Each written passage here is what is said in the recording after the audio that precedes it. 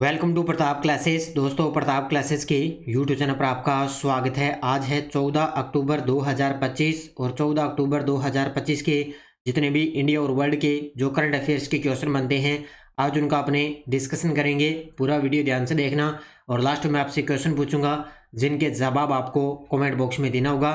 आज अपने पढ़ेंगे 2025 का अर्थशास्त्र का नोबेल पुरस्कार की घोषणा, प्रधानमंत्री मोदी द्वारा शुरू की गई 2 प्रमुख कृषि योजनाएं और भारत और ऑस्ट्रेलिया संयुक्त सैन्य अभ्यास अस्ट्रा हिंद 2025 शुरू हो चुका है।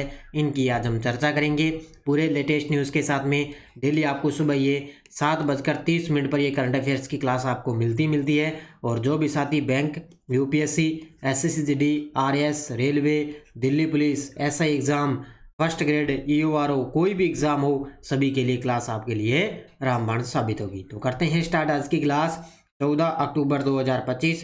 सभी साथी एक बार करेंगे सेशन को लाइक शेयर। सभी साथियों को प्यार भरा नमस्कार, गुड मॉर्निंग।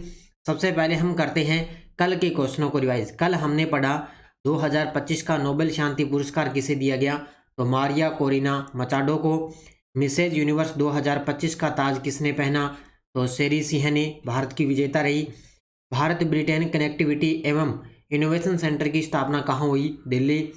भारतीय सेना ने अपनी वायु रक्षा क्षमताओं को आधुनिक बनाने के लिए कौन सा स्वदेशी counter unmanned aerial system grid launch किया, उसका नाम है सक्षम।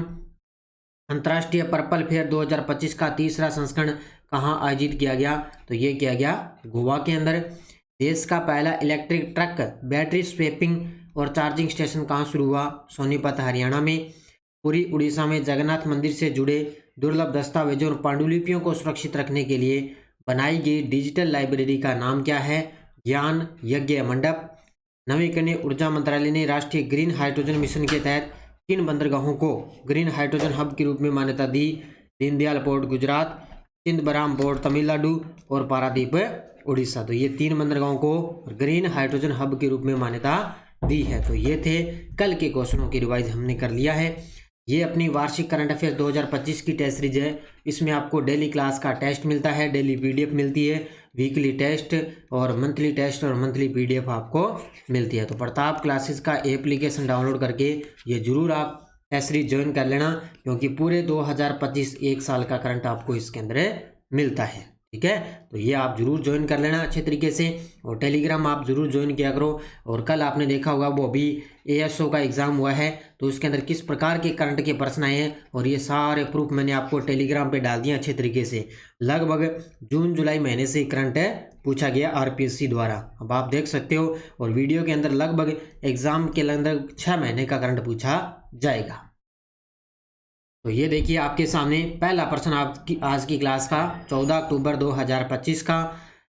निम्न में से किन अर्थशास्त्री को 2025 में अर्थशास्त्र का नोबेल पुरस्कार दिया गया है या घोषणा हो चुकी है। दिया तो इनको जाएगा 10 दिसंबर को। 10 दिसंबर को जो नोबेल पुरस्कार की जिन जिन वैज्ञानिकों के लिए घोषणा हुई है उनको मिलेगा 10 दिसंबर को। लेकिन अब घोषणा हो रही है, तो ये आज कल का अंतिम था। तो 2025 में अर्थशास्त्र का नोबेल पुरस्कार जोएल मोकिर अमेरिका के, पीटर होविट अमेरिका के और फिलिप एग्यान ये है यूके के। इन तीनों को अब की बार अर्थशास्त्र का नोबेल पुरस्कार देने की घोषणा हुई है। इसका उत्तर होगा उपयुक्त सभी। तो 6 क्षेत्रों के अंदर ये पुरस्कार दिया जाता है। तो कल ये अर्थशास्त्र का अंतिम था जो कंप्लीट हो चुका है। देखो 2025 का अर्थशास्त्र का नोबेल पुरस्कार जोएल मोकिर ये है अमेरिका के, पीटर होविट ये है अमेरिका के और फिलिप एग्यान है यूनाइटेड किंगडम के।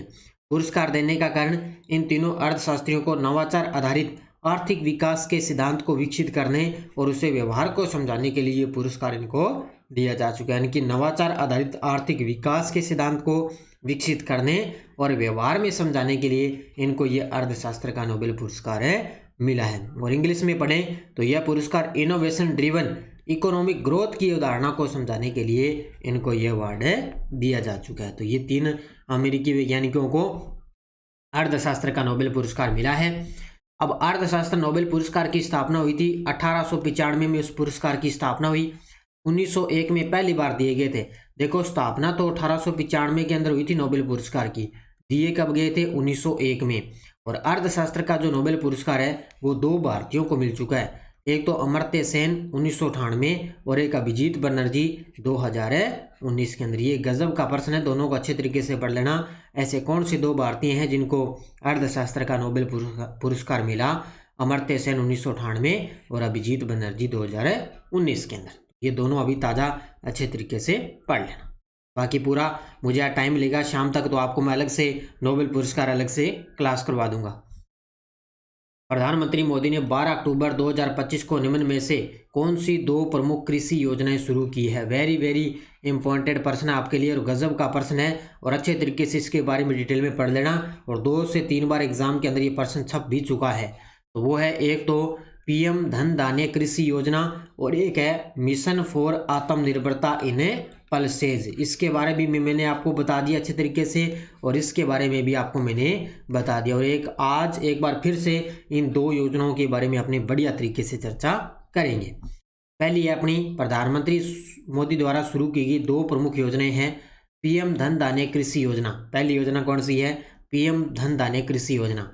उद्देश्य 100 पिछड़े कृषि जिलों को कृषि उत्पादकता और समृद्धि के केंद्र में बदलना, कृषि क्षेत्र में समन्वित और टिकाऊ विकास को बढ़ावा देना, ये इसका मुख्य रूप से उद्देश्य है। समय अवधि 6 वर्षों के लिए 2025 से लेकर 2031 तक, यानी कि अभी 12 अक्टूबर को ये योजना स्टार्ट हुई है। कुल बजट है इसका 24,000 करोड़ और प्रमुख विशेषताएं 11 मंत्रालयों की 36 मौजूदा योजनाओं का एकीकरण इसके अंदर है शामिल किया गया है। जितने भी 11 मंत्रालय हैं उनकी 36 मौजूदा योजनाएं हैं, उनका एकीकरण इसके अंदर है किया जा चुका है। तो ये कौन सी योजना है? पीएम धन धान्य कृषि योजना। और ये कितने जिलों में होगी? 100 जिलों के अंदर। ये भी आपको बताना चाहिए, 100 जिलों के अंदर, ठीक है। तो पहली योजना तो ये होगी। दूसरी है अपनी मिशन फॉर आत्मनिर्भरता इन पल्सेज, यानी कि दालों में आत्मनिर्भरता मिशन। ये भी गजब का प्रश्न है, हो सकता है उनसे प्रश्न न आ जाए, इससे प्रश्न भी आ सकता है। तो इसका उद्देश्य है भारत को दाल उत्पादन में आत्मनिर्भर बनाना और आयात पर निर्भरता को कम करना। इसके बारे में मैंने वैसे भी आपको पहले डिटेल करवा दी। ये भी 6 वर्षों के लिए 2025 से 2031 तक। कुल लागत 11,440 करोड़ रुपए वर्ष। लक्ष्य है इसका 2030-31 तक 350 लाख टन दालों का घरेलू उत्पादन सुनिश्चित करना, ये इसका टारगेट है। तो मिशन फॉर है आत्मनिर्भरता इन पल्सेज, तो दालों में आत्मनिर्भरता मिशन स्टार्ट किया गया। ये 2 प्रमुख कृषि योजनाएं हैं जिनको अभी 12 अक्टूबर को मोदी जी द्वारा स्टार्ट किया गया है। भारत ऑस्ट्रेलिया संयुक्त सैन्य अभ्यास आस्ट्रा हिंद 2025 का आयोजन किस देश में हो रहा है? तो ये अभी स्टार्ट हो चुका है। ये लगभग हुआ है, आपको पता है 13 अक्टूबर से, यानी कि कल से स्टार्ट हुआ है 13 अक्टूबर से, और ये चलेगा 26 अक्टूबर तक। तो भारत और ऑस्ट्रेलिया के बीच में संयुक्त सैन्य अभ्यास है आस्ट्रा हिंद 2025। ये अब की बार हो रहा है ऑस्ट्रेलिया के अंदर। कहाँ पे हो रहा है? ऑस्ट्रेलिया के अंदर एक स्थान है पर्थ, नाम सुना होगा आपने, एक स्थान है पर्थ जहाँ पे इसका आयोजन हो रहा है। तो अभ्यास का नाम आस्ट्रा हिंद 2025, भारत और ऑस्ट्रेलिया के बीच संयुक्त द्विपक्षीय सैन्य अभ्यास। कौन सा संस्करण है? 4था संस्करण है, याद रखना। कौन सा संस्करण है? 4था। अवधि 13 अक्टूबर से लेकर 26 अक्टूबर 2025। स्थान है इरविन बेरक, पर्थ, ऑस्ट्रेलिया में। और भारतीय टुकड़ी का नेतृत्व है वो गोरखा राइफल्स की एक बटालियन द्वारा किया जा रहा है, यानी कि गोरखा राइफल्स की एक बटालियन है, उसके द्वारा भारत के अंदर इसका आयोजन किया जा रहा है। कौन सा संस्करण? 4था, 13 अक्टूबर से लेकर 26 अक्टूबर। 70वें फिल्म फेयर अवार्ड्स 2025 में सर्वश्रेष्ठ फिल्म का पुरस्कार किस फिल्म को मिला है? 70वें फिल्म फेयर अवार्ड 2025 में सर्वश्रेष्ठ फिल्म का पुरस्कार किसको मिला? तो ये मिला है लापता लेडीज को। क्या बात है भी। Option number C. ये देखो आपके सामने अभी ये जो 70वें फिल्म फेयर अवार्ड 2025 का आयोजन हुआ है वो अपने अहमदाबाद में हुआ है। कहाँ पे हुआ है? अहमदाबाद में, जिसमें सर्वश्रेष्ठ फिल्म का पुरस्कार मिला है लापता लेडीज को। किसको मिला है? लापता लेडीज। अब इसके बारे में डिटेल में पढ़ लेना, और यहाँ से प्रश्न किसी भी प्रकार का आपसे एग्जाम के अंदर पूछा जा सकता है। तो 70वें फिल्म फेयर अवार्ड 2025, स्थान याद रखना अहमदाबाद, गुजरात। घोषणा हुई, सभी की सभी आयोजन किया गया। सर्वश्रेष्ठ फिल्म रही है, विजेता है लापता लेडीज, यानी कि सर्वश्रेष्ठ फिल्म लापता लेडीज। सर्वश्रेष्ठ निर्देशक रहा है विजेता किरण राव। अब सर्वश्रेष्ठ इसका निर्देशक रहा है किरण राव। इसका जो फिल्म किसकी है? लापता लेडीज की फिल्म है, और सर्वश्रेष्ठ निर्देशक रहा है किरण राव। सर्वश्रेष्ठ अभिनेता मुख्य भूमिका पुरुषों में संयुक्त विजेता रहा है एक तो Abhishek Bachchan I want to टैक और कार्तिक आर्यन चंदू चैंपियन, ये इसके अंदर फिल्म रही है। ठीक है, संयुक्त विजेता में एक तो अभिषेक बच्चन और एक है कार्तिक आर्यन, ये दोनों के दोनों संयुक्त विजेता रहे हैं सर्वश्रेष्ठ अभिनेता के अंदर। तो सर्वश्रेष्ठ फिल्म है लापता लेडीज और सर्वश्रेष्ठ अभिनेता है अभिषेक बच्चन और कार्तिक आर्यन। इसके अलावा सर्वश्रेष्ठ अभिनेत्री रही है मुख्य भूमिका महिला में आलिया भट्ट रही है, जिनकी फिल्म है जिगरा। क्या बात है, अभी जिगरा होना चाहिए, तो आलिया भट्ट इनकी फिल्म है। तो लापता लेडीज ने इस वर्ष की सबसे बड़ी विजेता फिल्म बनकर इतिहास रचा है और इसे 13 अवार्ड से मिले हैं। तो सर्वश्रेष्ठ फिल्म रही है लापता लेडीज, जिसको क्या है अब की बार है 13 अवार्ड से मिल चुके हैं। तो ये गजब का प्रश्न है और यहाँ से प्रश्न फिक्स है, एग्जाम के अंदर आना है। सेमीकंडक्टर इनोवेशन म्यूजियम का उद्घाटन कब और कहाँ किया गया है? सेमीकंडक्टर इनोवेशन म्यूजियम का उद्घाटन कब और कहाँ किया गया? तो 12 अक्टूबर 2025 को हैदराबाद में। कहाँ पर किया गया? 12 अक्टूबर 2025 को हैदराबाद में। तो सेमीकंडक्टर इनोवेशन म्यूजियम स्थान है हैदराबाद तेलंगाना में। उद्घाटन तिथि 12 अक्टूबर 2025। उद्घाटन कार्यक्रम टेक्नोलॉजी चिप इनोवेशन प्रोग्राम के अंतर्गत, यानी कि हैदराबाद में टेक्नोलॉजी चिप इनोवेशन प्रोग्राम के अंतर्गत ये क्या है सेमीकंडक्टर इनोवेशन म्यूजियम का उद्घाटन किया गया। उद्देश्य है भारत में सेमीकंडक्टर और इलेक्ट्रॉनिक परिस्थितियां तंत्र को बढ़ावा देना, ये इसका मुख्य उद्देश्य है। तो याद रखना इसको अच्छे तरीके से। संयुक्त राष्ट्र शांति मिशनों में सैनिक योगदान देने वाले देशों UNTCC के प्रमुखों का सम्मेलन भारत में कब आयोजित किया जाएगा? तो संयुक्त राष्ट्र शांति मिशनों में सैनिक योगदान देने वाले देश हैं UNTCC के प्रमुखों का सम्मेलन है, वो भारत में कब आयोजित किया जाएगा? तो ये आज से स्टार्ट होगा 14 अक्टूबर से और 16 अक्टूबर 2025 तक चलेगा। तो आज से ये स्टार्ट हो जाएगा 14 अक्टूबर से ये सम्मेलन और 16 अक्टूबर 2025 से चलेगा। तो इसका जो मुख्य मेजबान है वो अपना भारतीय रहेगा और भारतीय सेना द्वारा ये मुख्य मेजबानी की जाएगी। देखो UNTCC प्रमुखों का सम्मेलन, मेजबान है भारतीय सेना, तो भारत के अंदर इसका आयोजन हो रहा है, तो भारतीय सेना इसका मुख्य मेजबान रहेगी। 14 से लेकर 16 अक्टूबर 2025 प्रतिभागी 32 देशों के सैन्य नेता इसके अंदर शामिल रहेंगे। क्या बात है, अभी 32 देशों के सैन्य नेता इसके अंदर शामिल। यह देश संयुक्त राष्ट्र शांति मिशनों में सैनिक योगदान देते हैं। ये देश है वो संयुक्त राष्ट्र शांति मिशनों में सैनिक योगदान देते हैं। इसका उद्देश्य इन देशों के बीच में सहयोग, समन्वय और अनुभव को साझा करना, यानी कि इन देशों के बीच में सहयोग है, समन्वय है और अनुभव साझा करना, ये इनका मुख्य उद्देश्य है। और इसी प्रकार का कल प्रश्न आया था AO का एग्जाम में, आपने देखा होगा और मैंने टेलीग्राम पर भी डाला था। तो याद रखना इसका अच्छे तरीके से प्रश्न, UNTCC का प्रमुख सम्मेलन। प्रधानमंत्री मोदी ने उड़ीसा के किस स्थान से BSNL की 25वीं वर्षगांठ के अवसर पर देश की पूरी तरह से स्वदेशी 4G नेटवर्क सेवाओं का शुभारंभ किया है? ये देखो BSNL की 25वीं वर्षगांठ बनाएगी तो देश की पूरी तरह से स्वदेशी 4G नेटवर्क सेवाओं का शुभारंभ किया गया। तो ये किया गया है झारसुगुड़ा, ऑप्शन नंबर C। कहाँ से? उड़ीसा के अंदर एक स्थान है ये, उड़ीसा के अंदर झारसुगुड़ा से क्या है BSNL की 25वीं वर्षगांठ पर 4G नेटवर्क सेवाओं का शुभारंभ किया है प्रधानमंत्री मोदी जी ने। ये है कहाँ पे? उड़ीसा के अंदर है, ध्यान रखना कहाँ पे? उड़ीसा में। तो BSNL की 25वीं वर्षगांठ और 4G नेटवर्क का शुभारंभ स्थान है झारसुगुड़ा, उड़ीसा के अंदर। पूरी तरह से स्वदेशी 4G नेटवर्क सेवाएं। BSNL सेवा देश में पहली पूर्णतः स्वदेशी तकनीक आधारित 4G सेवा है।